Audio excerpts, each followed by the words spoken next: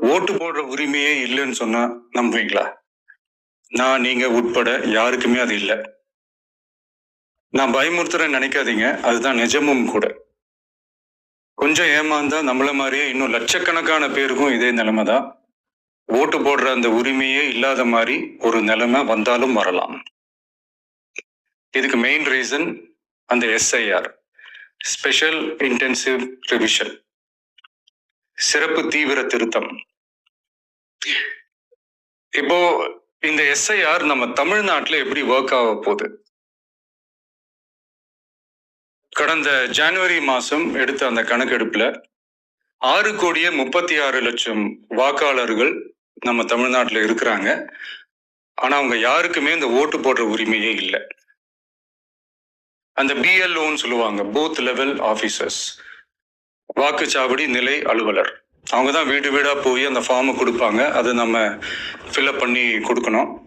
அதை தேர்தல் ஆணையம் அதை எடுத்துட்டு போய் அதை ஸ்க்ரூட்டினைஸ் பண்ணி அது எல்லாமே கரெக்டா இருக்கான்னு செக் பண்ணி பார்த்ததுக்கு அப்புறம் அந்த வாக்காளர் பட்டியலை வெளியிடுவாங்க. அந்த வாக்காளர் பட்டியல்ல நம்ம பேர் இருக்கணும். அப்பதான் நம்மளால ஓட்டு போட முடியும். அந்த புது பட்டியல் வர்ற வரைக்கும் நம்ம வாக்காளர்களான்றது அது உறுதியே செய்ய முடியாது.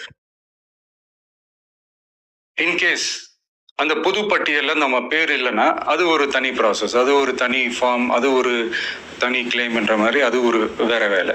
ஸோ இந்த மாதிரி நிறைய சிரமங்கள் குழப்பங்கள் இருக்கிறதுனால மக்களுக்கு இது மேல ஒரு கன்ஃபியூஷன் ஒன்று இருக்கு. இது என்ன வெரிஃபிகேஷனா இல்ல ஒரு மறைமுக ரீரெஜிஸ்ட்ரேஷனா இல்ல இது ஒரு நியூ ரெஜிஸ்ட்ரேஷன் மாதிரியே தானா அப்படின்ற மாதிரி நிறைய கன்ஃபியூஷன் இருக்கு.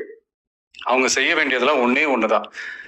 இந்த மாதிரி வீடு வீடா போய் அந்த என்யூமரேஷன் ஃபார்ம் நம்ம ஃபில்அப் பண்ணி கொடுக்கும் போது அதுக்கான அக்னாலேஜ்மெண்ட்டை அந்த பிஎல்ஓ அந்த ஆபீசர் கிட்ட இருந்து நீங்க வாங்கிக்கணும். அது ரொம்ப ரொம்ப முக்கியம். இது நான் சொல்றது வாக்காளர் பட்டியல்ல ஆல்ரெடி உங்க பேர் இருக்கிறவங்களுக்கு நான் சொல்றேன்.